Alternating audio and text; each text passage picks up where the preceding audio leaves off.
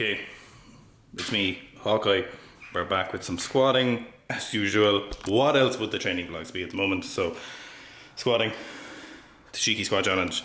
Although today, I can kind of taste. I feel like there should be a rep max today. I feel like because tonight's my stag and tomorrow, or my bachelor party, whatever you want to call it. But I feel like I should just like kill myself with some kind of weight. So.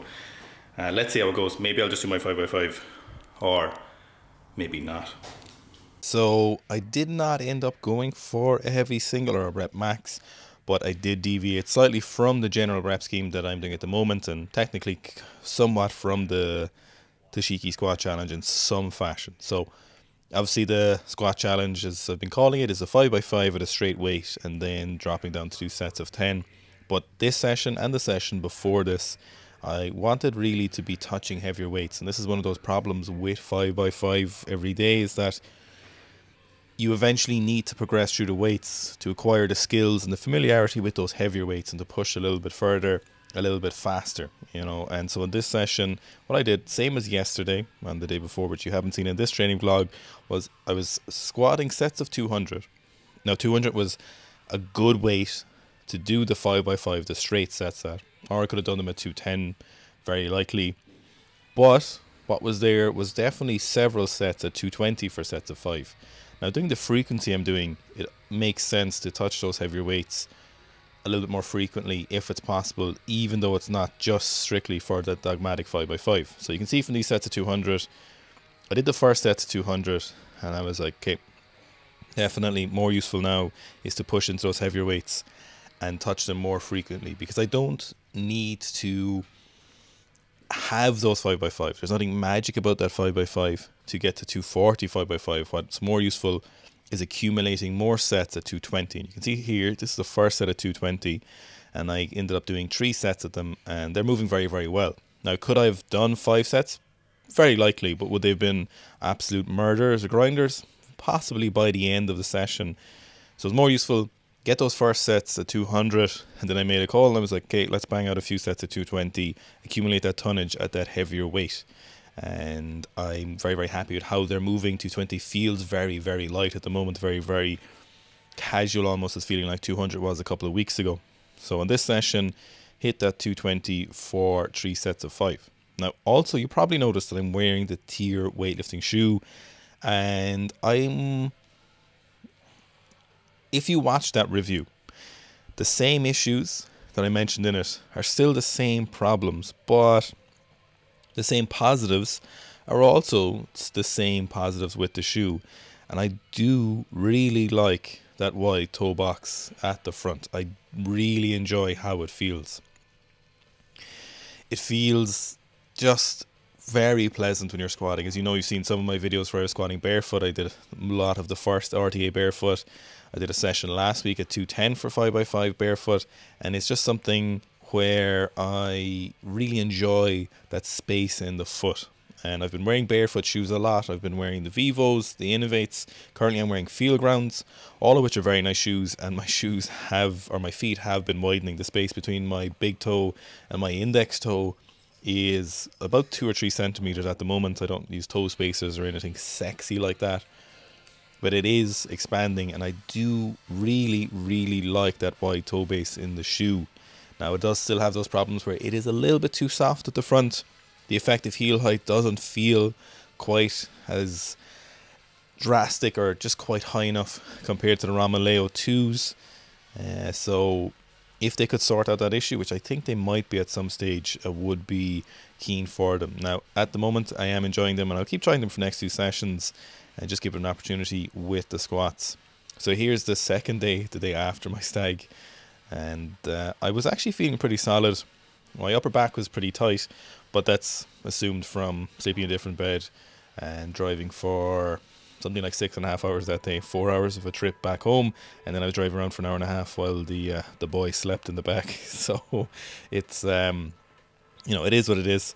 So again, moving on, sets at 200 here, moving very, very easily. So I was like, right, I was thinking I could hit 220, or I was hoping to hit 220, but the 200s are moving so well. At a minimum, I was like, let's bang out another couple of sets of 220, accumulate this volume here, And in my head, whether this is real physiologically or psychologically, 220 kilos is somewhat of a barrier. And it's kind of interesting. I remember when Darragh was going for 230, he went for 240 after, and I was like, look, just be aware, this is a different weight. It's not like going from 220 to 230. There's something slightly different with 240. Obviously, it's 10 kilos of difference, but there's a little bit of a different feel to the weight. And it's kind of similar with 200 to 220. That said, 220 at the moment is feeling like 200 did, as I said. I'm very, very happy with the quality of these squats. A little bit of a shift back, a little bit of a drop in the chest, so I need to reinforce that position that Toshiki was talking about. One good change I have made, though, in the squat is I've been working super hard on the upper body mobility, and you can see my grip is much closer than it was, and it really does allow for just some better positions to drive into the bar, and a bit more of an accumulated use of that upper body when I am squatting. So doing a lot of Dr. Steph Performance, or Steph and Stefani. You'll see he's a Canadian guy working in Team China, who we just recorded with a podcast today. It will be coming out in the new season. Fascinating insight. He's in the Chinese national team weightlifting. He works very closely with the elite weightlifters, and he helps a load of the provincial teams. So massive insights on that. And he's going to assist me a little bit with the elbow, as I think I need to really try and address some further issues with it. He said the elbow's actually quite finicky, so he said there's some things that might need to be tried. That said, no elbow pain when I'm squatting, which I'm very grateful for, and that closer grip is very, very beneficial.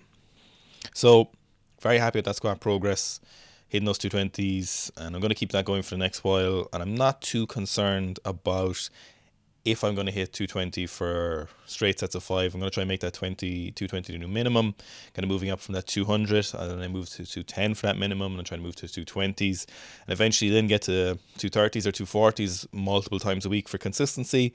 And then from there, we will be able to make a good assessment of where I'm at with the next kind of steps. Eventually, then it will need to be some kind of, you know, heavier sets of 5 or AMRAPs at 5, and I'll probably need to rep 270 for my squat goal. So I've done 270 for 3 before, so I'm looking to rep that then for presumably a set of 5. So we've got to keep hustling. Some cool training vlogs coming up. So the next few training vlogs will be with Yasmin Siemens of Malta, and I know she's training pretty hard at the moment. I'll be there for a couple of days next week, at the end of this week and next week, for my own wedding. So I'll get some great training with Yasmin, and she's a great training partner. Trained with her before, and I'll be sure to get plenty of training vlogs. And now I know Gabriel hasn't been training super hard recently. He likes to take a break around August, but I know he's back training a little bit, so I'll try and get him in on those training vlogs. But as you know, Gabriel is very modest, but I'll make him pop in, and really excited for the new podcast season coming up. So we've a lot of great guests, not finished yet, but we are approximately 3/4 of the way there with our guests, and they're all bangers so far, really unique in their own way. So I'm very excited for you guys to see that. Right, I made it back after my stag or bachelor party or whatever you call it in your country. I drove for 4 hours. Did a full afternoon of foddering when I got home, and then I started training at 9 o'clock, and here we are, 4 sets of 5 at 220. I definitely could have done another set, but I faded. I'm not gonna lie, I faded after the 4th set. So I faded in a kind of way where I was like, oh, it's not like I'm fatigued. I'm like, okay, we've stressed everything day enough. We've stressed the system enough. That's the last 3 seconds. I've been doing 220 for 5, or last 3 sessions. So let's go in the right places, boys, and a couple of girls who I know watch. But boys is mostly colloquial in Ireland. It's like lads or guys. It's like a non-gender specific crowd, large group, audience determining verb thing. Thanks for watching, and I'm really happy with those squats. Now, I'll actually probably address this now because I know a few of you will be asking this. I'm obviously going to get a haircut tomorrow. Black eye's looking a lot better, but really, the TYR. So, I know, like I said in that review, I wasn't just blowing smoke up the TYR's ass for no reason. There was something interesting about the shoe, but there's a couple of things wrong with the shoe. Mostly the soft toe pressure was the main thing, but I just wanted to try it in the last 2 sessions, and they do feel good. Like that white toe box is a thing, you know. It's not nothing. It's not a gimmick, you know. It is something on the shoe. So it does feel nice, and I do like it, you know, and it feels good. But that soft undersole is a bit of a downside. However, it hasn't been affecting the last 2 sessions, and realistically, I can do them barefoot, you know, so does the soft sole make a difference? So the heel plus the white toe box, it's interesting, you know, it is interesting. I suspect they're going to come out with a different kind of shoe that's going to be white toe box with probably a harder sole. So it'll be, again, I would say maybe wait and see, you know, about them. But the white toe box in general is a thing, you know, and I know a lot of people made fun of it, and we were pretty reserved on it. We said, look, we were going to hold off until we got our hands on the TYR and see how they went. But yeah, it's certainly interesting.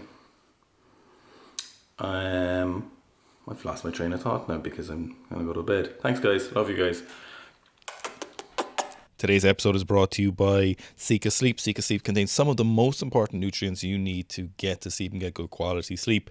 And just to be warned, towards the end of September, the non-subscription sale will be out of stock for several weeks until we restock, and maybe, hopefully, we'll be restocking with a little pre-workout. Now, as usual, the ingredients of the pre-workout will be under wraps until it's released, and we'll do a full breakdown of that. But if you have been buying Seek a Sleep, make sure you get on that subscription and look forward to that pre-workout, because it's going to be dosed as appropriately as we can. We're going to get those dosages, not skimp on anything, get some of the most effective stuff we can get for you. And you know, when it comes to pre-workout, the pre-workout is really something that is also an intra-workout. So you want to fuel stuff not only to get you hyped up, but also actually sustain performance throughout that training session. Now, it won't have carbs in it, as we want to steer away from extra dietary calories at the moment in the supplements. An intra-workout would be very useful, but in the concept of a pre-workout, we really want to focus also on sustaining your ability to keep training, and addition of stuff that will make a difference in either acute administration or after 4 or 5 sixes of administration of this pre-workout in a row. You should have the accumulation to have meaningful changes in your workout. So look forward to that if you are a pre-workout fan, and hopefully we'll be able to get that same great flavor that we have on Seek a Sleep.